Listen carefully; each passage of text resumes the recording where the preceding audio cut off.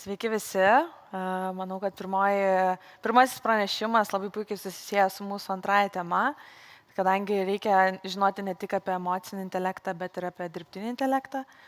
Ir šiandien aš noriu Jums papasakoti šiek tiek apie tai, kas tai yra dirbtinis intelektas, kodėl reikia apie jį kalbėti dabar.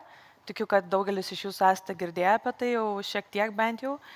Ir taip pat, kaip Jūs galite jį pritaikyti savo versluose, nesvarbu, kokio dydžio Jūsų verslai yra. Tai šiek tiek pradedant nuo pat pradžių, taip, kuomet mes žiūrim į inovacijas, revoliucijas, jos vyko jau labai seniai, taip, mes matome šią laiko įvykių istorinę seką, kur matome, kad tai vyko ir žemės ūkio revoliucija, ir rato išradimas, geležies amžius, taip, bet jeigu pasižiūrime į tuos paskutinius 2000 metų ir galbūt net į paskutinius 500, mes turime labai daug įvykių, kurie vienaip ar kitaip revoliucionavo tai, kaip mes dirbam, kaip mes bendraujam, kaip mes gyvenam.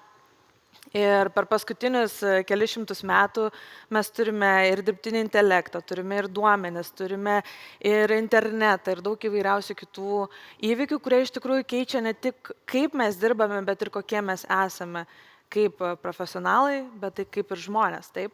Ir jeigu žiūrime į paskutinės tokias žymiausias, didžiausias revoliucijas, taip, tai buvo garo variklis, tai buvo elektra, tai buvo internetas. Ir dėl ko mes kalbam apie dirbtinį intelektą dabar, nes mes gyvename dirbtinio intelekto ir duomenų revoliucijai. Dėl to nekalbėti apie jį tikrai negalime, tai yra svarbu ir tai tikrai padeda kiekvieno iš mūsų verslui vienaip ar kitaip. Tad gyvename tikrai labai įdomiam amžiuje, kuomet viskas keičiasi, daug girdime apie dirbtinį intelektą, vieni turime geras nuomonės, geras nuojautas, kiti turime gan prastas. Tai kas iš tikrųjų yra tas dirbtinis intelektas? Jeigu kažkas žiūrėjote filmą Terminatorius, tai galbūt įsivaizduojate dirbtinį intelektą kaip vienas iš to filmo veikėjų. Taip, tokį baisų robotą, kuris ateina ir užgrobia ir paima mūsų darbus. Taip, dažna nuomonė, kurią girdžiu iš žmonių. Bet taip nėra. Taip nėra ir kas iš tikrųjų yra tas dirbtinis intelektas, ar jis yra iš tikrųjų toks baisus. Galbūt jeigu jisai paklius į netinkamas rankas, tai ten visko gali būti, taip. Bet iš tikrųjų dirbtinis intelektas, tai jeigu jūs norite duoti kažkokią tai nuotrauką ar vizualą dirbtiniu intelektui, kaip jis atrodo, kas jis yra, tai yra superkompiuteris. Tai yra kompiuteris, tai yra kodas, tai yra algoritmas, taip, tai yra realiai tikrai ne robotas ir ne kažkoks į žmogų panašus padaras su daug elektros laidų. Ir dirbtinis intelektas yra pagristas mūsų duomenimis, taip, jisai absorbuoja tai, ką mes jau turime iki dabar, duomenis, informaciją, treniruojasi ir tada gali pateikti vienas ar kitas rekomendacijas ar pasiūlymus, taip. Tai iš tikrųjų pats dirbtinis intelektas šią dieną nėra pasiekęs tokios stadijos, kur jisai mąstytų daug geriau negu žmogus ar galėtų pats turėti kažkokią nuovoką. Link to yra judama, bet tai nėra dar ta stadija ir tikrai to nereikėtų bijoti. Bet kai mes kalbam apie dirbtinį intelektą, šiaip dirbtinis intelektas tik dabar yra toksai aktualus terminas, bet jeigu mes pasižiūrim, kada dirbtinis intelektas iš tikrųjų prasidėjo, tai yra 50-aisiais metais. Ir po to mes turėjome, pavyzdžiui, IBM-o būtent sukurtą dirbtinį intelektą, kuris nugalėjo Grandmeisterį Garry Kasparov, taip, šachmatų partijoje. Mes turėjome Siri, Apple, būtent telefonuose egzistuojantį asistentą, taip, kurio mes galėjome paklausti ir vis dar galime paprašyti tam tikrų dalykų. Tai irgi yra dirbtinis intelektas. Mes turime Google paiešką, kuri irgi veikia dirbtinio intelekto principais. Ir galų gale mes vėlgi turime įvairiausius įrankius šiom dienom, mes turime Netflix. Jeigu žiūrime Netflix ar bet kokį kitą portalą ir jais naudojamės ir ten yra rekomendacijos, tai irgi yra dirbtinio intelekto variklio pagrindų sukurtas algoritmas. Tai tas dirbtinis intelektas jis iš tikrųjų nėra, kad jis dabar čia atsirado ir sprogo ir dabar mes visi turime apie tai mokytis. Jis iš tikrųjų vystėsi labai po truputį paskutinius 70 metų. Ir šiandien iš tikrųjų yra tokia visai simbolinė diena, nes prieš 1 metus mūsų pasaulį absoliučiai pakeitė ir tiesiog atsirado toksai naujas dalykas kaip ChatGPT. Taip, kažkas iš jūsų esat jau tikrai naudoja. Tai jeigu žiūrim, kaip greitai platformos augo nuo 0 iki 100 milijono vartotojų, matot, kad ChatGPT per 2 mėnesius. Per 2 mėnesius. Kuomet kitos platformos kaip Netflix, Spotify užtrunka 10 metų, taip, ten Instagramas 2,5 metų. Bet turim ChatGPT, dirbtinio intelekto modelį, kurį daugelis naudojam galbūt jau kasdieną ir jisai užaugo per 2 mėnesius iki 100 milijonų vartotojų. Ir jau yra metai, kaip mūsų visų pasaulį realiai pakeitė šio įrankio atsiradimas. Ir kai aš kalbu apie dirbtinį intelektą, aš visą laiką susiduriu dar su žmonėm, kurie aišku irgi kalba apie tai, kiek iš tikrųjų tų mūsų įgūdžių bus perimta, koks tas procentas ir ar aš tikrai turėčiau bijoti. Tai LinkedInas atliko tokią paiešką ir apklausą ataskaitą Future of Work. Jeigu norite, galite pasižiūrėti daugiau, yra internete. Ir pasižiūrėjus į kelias pozicijas, aš tiesiog labai aiškiai matau, kad tie žmonės, kurie turėtų bijoti labiausiai, tai yra patys programuotojai, kurie ir kuria tą dirbtinį intelektą, kurie ir kuria tuos visus įrankius. Taip, tai nesam galbūt ne tiek, kiek projektų vadovai ar kažkokios kitos pozicijos. Taip, tai yra iš tikrųjų programuotojai, žmonės, kurie dirba su kodu, jų būtent darbą labiausiai ir pakeičia dirbtinis intelektas. Na, o visose kitose srityse matote, klientų aptarnavimo atstovas. Galima netgi iki 78% pakeisti įgūdžių. Pardavimų vadybininkas 59%. Projektų vadovas 28%. Ar tai reiškia, kad jūs turėtumėt bijoti ir pradėti mąstyti, ką jums reikės daryti likusį laiką? Tikrai ne. Reikia bandyti pasimti tuos įrankius, juos adaptuoti savo verslui ir turėti dar daugiau laiko jį toliau stiprinti ir kurti. Tai reiškia, kad mes turime daugiau laiko analizai, daugiau laiko tyrimam, daugiau laiko įsigilinimui į savo verslą, klientam ir komandai. Ir taip pat man viena labai įstrigusi frazė, tai yra vieno AI instituto generalinio direktoriaus frazė, Oren Edzonė. Dirbtinis intelektas tai yra įrankis. Taip, tai yra įrankis ir mes patys pasirenkame, kaip jis bus įdiegtas. Tai nėra, kad kažkas ateina ir mums sako, naudokit dabar. Ne, mes visi kaip žmonės individualiai pasirenkam, ar mes jį naudosim ir kaip mes jį pritaikysim. Tai iš tikrųjų būtent su ta mintim aš ir noriu jūs palikti per šį visą pranešimą, kad į visus įrankius, kuriuos aš jums šiandien parodysiu, jų nebus labai daug, bet turėsiu skaidrę, kurie bus visi likę, apie kuriuos galbūt nepapasakosiu, kad jūs mąstytume taip, jog šį įrankį galiu panaudoti, šis galbūt ne man, šį galbūt galėtų naudoti mano kolega, taip ir mes patys tai pasirenkame. Gerai, na, o dabar norėčiau šiek tiek parodyti jums, kadangi vis tiek jau apie revoliuciją suprantam, žinom, kas yra dirbtinis intelektas, tai natūraliai kaip jį pritaikyti. Aš esu mažo arba vidutinio dydžio verslininkas, ką aš galiu su tuo padaryti? Kotryna, ačiū, kad papasakai, bet ką toliau, ką praktikoje. Štai čia yra Onutės gėlės. Aš norėčiau jums parodyti vieną pavyzdį. Aš tiesiog paėmiau vietinį verslą, tai yra gėlių kioskelis Šeškinėje. Mažas, smulkus verslas, Onutė turi tam tikrą kiekį gėlių, kiekvieną dieną jas pardavinėja, žmonės ateina, pro kioskelį yra reguliarūs klientai, bet Onutė turi tam tikrų norų vystyti savo verslą toliau, galbūt už Vilniaus ribų plėsti į kitus miestus ir taip toliau. Tai aišku, aš tada ateinu ir papasakoju jai, kaip ji gali naudoti dirbtinį intelektą ir tiesiog pagerinti savo verslo būklę. Dėl to, kad kaip matom, tas pats kioskelis, jis toksai tikrai ne pats gražiausias tekstas atspausdintas ant lapų ir taip toliau. Taip? Tai gerai, tai pasižiūrim tada, ką Onutė gali daryti. Tai pirmas įrankis yra luka.com ir tai yra įrankis, kuris sukuria visą brandingą jūsų įmonį. Jeigu jūs neturit rinkodaros žmogaus ir norit, kad jums būtų dizainas, ten vizitinių kortelių, logotipas, visa kita, tai yra būtent šis įrankis, kuris realiai jums įrašys savo verslo pavadinimą per 2 minutes ir parinkus, kokioj srity jūs esat, jis jums sukuria, kaip atrodys jūsų logotipas ant maikutės, kaip atrodys jisai ant sienos, kaip jisai atrodys vizitiniai kortelė ir visur kitur. Ir jūs galite rinktis iš 100 logotipų.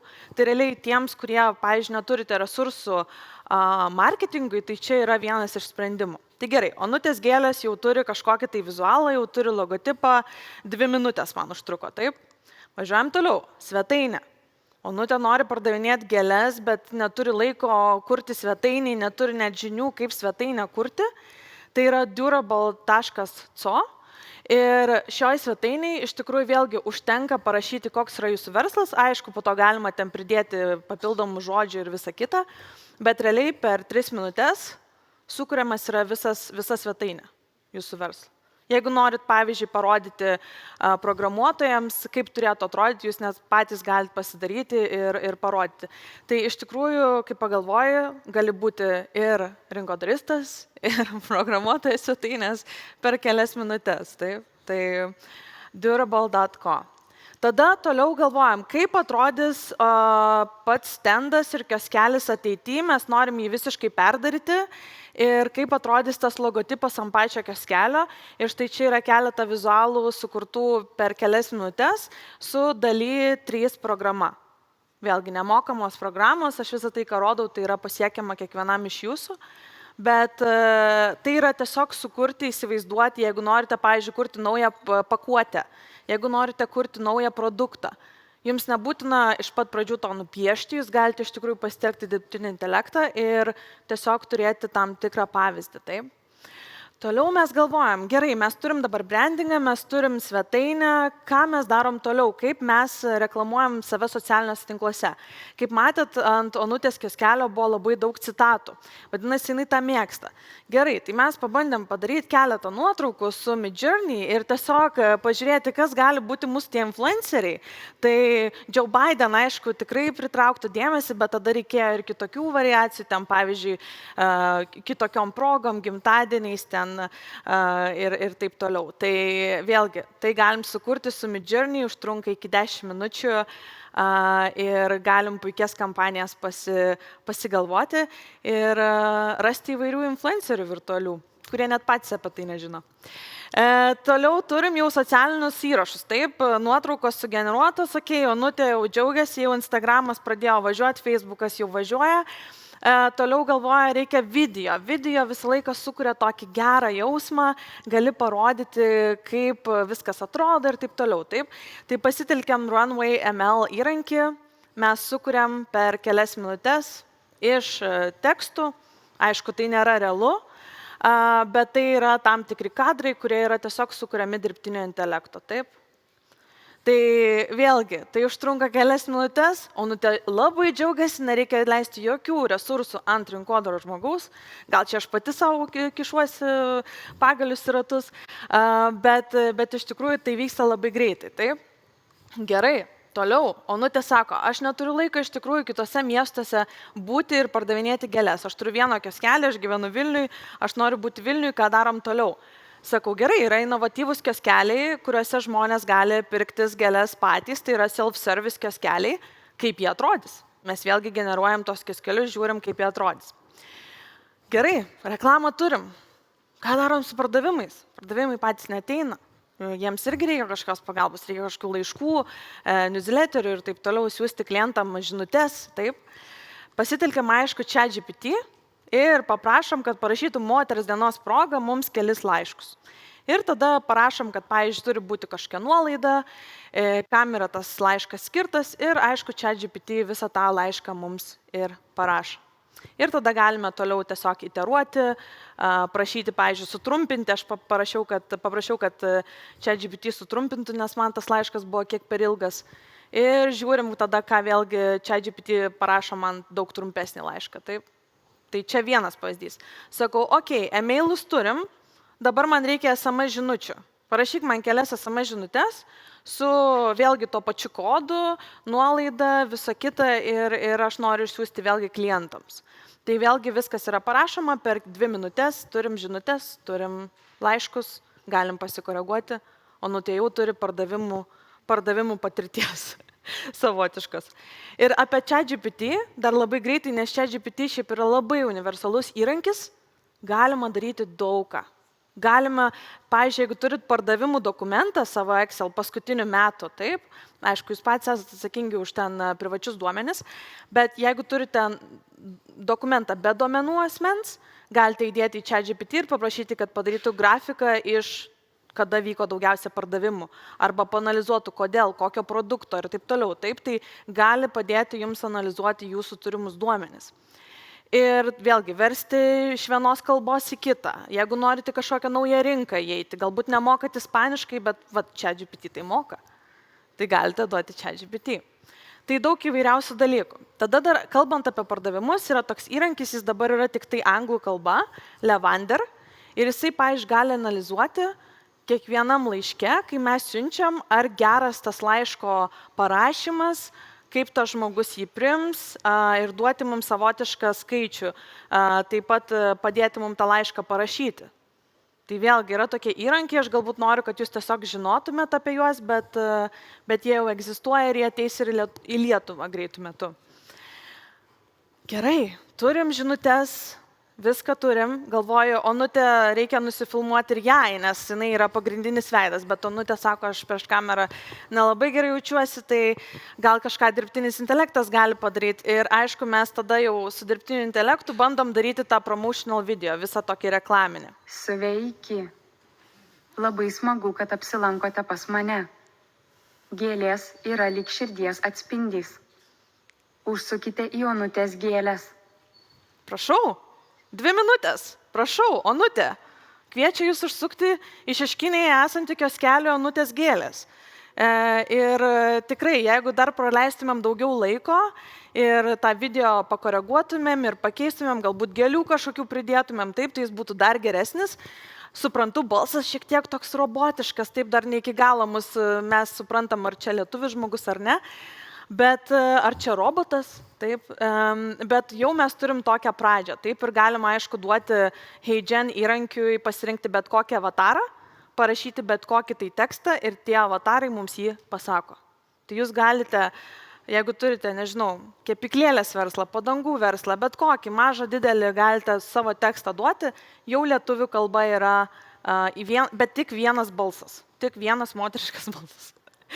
Taip, tada Onutė sako, bet aš nenoriu būti reklaminis veidas, dažnai būna ir kitų žmonių. Kotryna, gal tu nori pabūti reklaminiu veidu?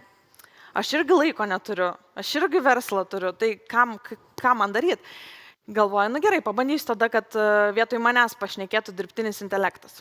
Sveiki visi, mano vardas Kotryna ir aš padedu Onutei. Sveiki visi, mano vardas Kotryna, aš padedu Onutei. Nelabai gerai skambėjo iš tikrųjų ir nelabai gerai atrodė, bet tai yra pradžia. Aš supratau, kad jeigu aš būčiau praleidus prieš geras kameras, prisifilmavus kokias 20 minučių, aiškiai ir aiškiai pašnekėjus, tada jau ir viskas būtų daug geriau atrodę, bet čia buvo kelių minučių darbas. Taip, tai ką mes galim daryti. Bet galvoju, Onutė prašė, kad ir Lenkijoje reikia pardavinėti, gal lenkų kalba dar kokį video išleisti. Pažiūrėjau, kaip tai atrodytų. Witam wszystkich, nazywam się Kotryna i pomagam Onutę.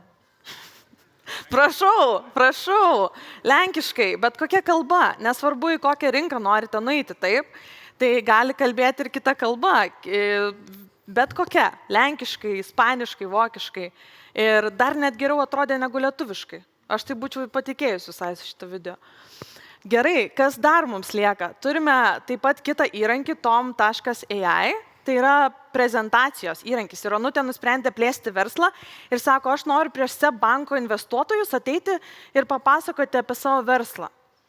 Ir aš sakau, tai gerai, tai panaudojam tom.ai ir sukuriam tau greit prezentaciją. Tai realiai prezentaciją sukuria per kelias minutės, tik tai, kad šiuo metu angliškai kol kas dar jis yra. Bet vėlgi įrankis tiems, kurie, tarkim, sėdit ir galvojat, vėl ta prezentacija, kur reikia pristatinėti savo verslą. Tai va čia tas įrankis yra. Tai žiūrėkit, turim ir video, ir tekstą, ir žinutes, ir turim visokius tai video su manimi, nors aš nesifilmavau tenais kaip ir taip, tai turim realiai viską.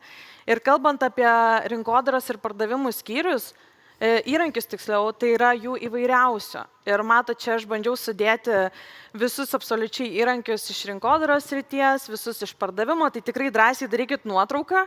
Čia jau yra tas metas, kada mes įsidarom nuotrauką.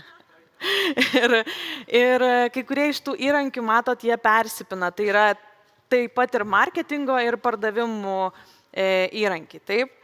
Tai jų yra daug, jų daugėja.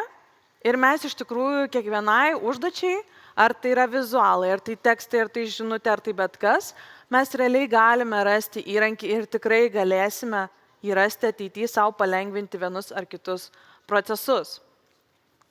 Ačiū, kad dalyvavote ir nepamirškite Onutės gėlių. Ačiū Jums labai, tikiuosi, kad įsikvėpėte, tikiuosi, kad sužinojote kažko naujo, įrankių ir dar kartelį, dirbtinis intelektas yra tik tai įrankis ir nuo mūsų pačių priklauso, kaip mes jį naudosime. Dėkui labai. Ačiū Kotryna, nepabėk prašau. Turime laiko ir keliems klausimams, gal turime iš auditorijos?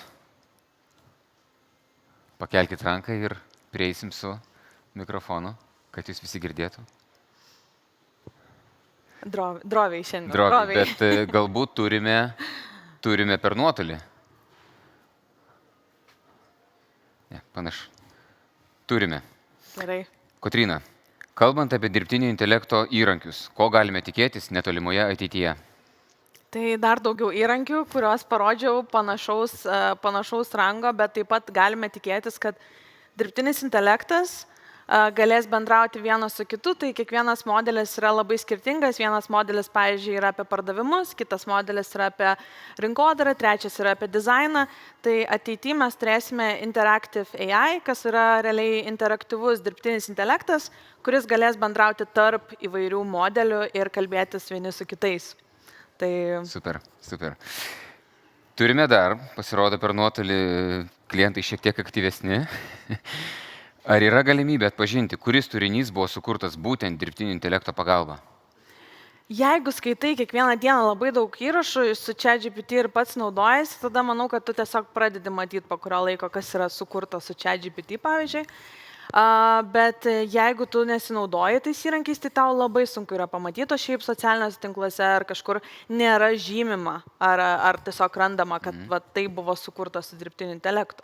Tai jeigu tu, sakau, dirbi rinkodarai kaip aš, tu pradedi matyti po kurio laiko, kad aha, čia tokia struktūra, čia labai panašu. Bet kiti žmonės nemanau, kad tai pastebėtų. Na ir trečias, paskutinis klausimas. Ką daryti, jei nori naudotis dirbtinio intelekto įrankiais, tačiau įmonės duomenys yra konfidencialūs? Ar dirbtinio intelekto įrankiai yra patikimi? Tai, kaip ir minėjau, su visais privačiais ir tokiais asmeniniais duomenimis reikia juos nuasmeninti. Taip, reikia, jeigu mes naudojam tą patį Excel dokumentą, norim, kad išanalizuotų ar nupieštų kažkokį grafiką mums dirbtinis intelektas, reikia tiesiog pasakyti, tiesiog ištrinti tas eilutes, kur yra vardai, duomenys kažkokie asmeniniai. Ir yra taip pat įrankių, kurie nuasmenina duomenis, kaip sakant, tiesiog užkoduoja ir leidžia tiesiog, pavyzdžiui, analizuoti pardavimus. Na ką, panašu, kad mūsų ateitis tikrai laukia. Dar viena ranka, matau čia. Prašau. Bet vis tik sakykit, dabar ką pristatė, tai yra vis tiek kūrybos pakaitalas. Anksčiau parodė, kad jeigu techninį darbą pakeičia dirbtinis intelektas, tai viskas ok. Bet čia jau net kūrybinis darbas. Tai vis tiek priešprieša, reiškia, kūrybininko ir dirbtinio intelekto turėtų likti, nes daugelis tokio žemesnio lygio kūrybininkų tikrai praras darbą. Ar ne? Jie darbo galbūt nepraras, bet jie tikrai turi išmokti naudotis tais įrankiais, nes jeigu jie to nepadarys, atsiras kiti tokios pačios patirties žmonės. Taip, turi kelti kvalifikaciją ir jie tikrai darbo to nepraras, bet, pavyzdžiui, jeigu tu ateisi ir sakysi, aš tau per valandą galiu parašyti 2 tekstus, o ateis kitas toks pats žmogus ir sakys, aš tau galiu 10. Tai tada jau tu prarandi tą savo pardavimą. Tai ką, dar kartą ačiū Kotrynai. Ačiū. Užleidžiu. Dėkui. Dėkui.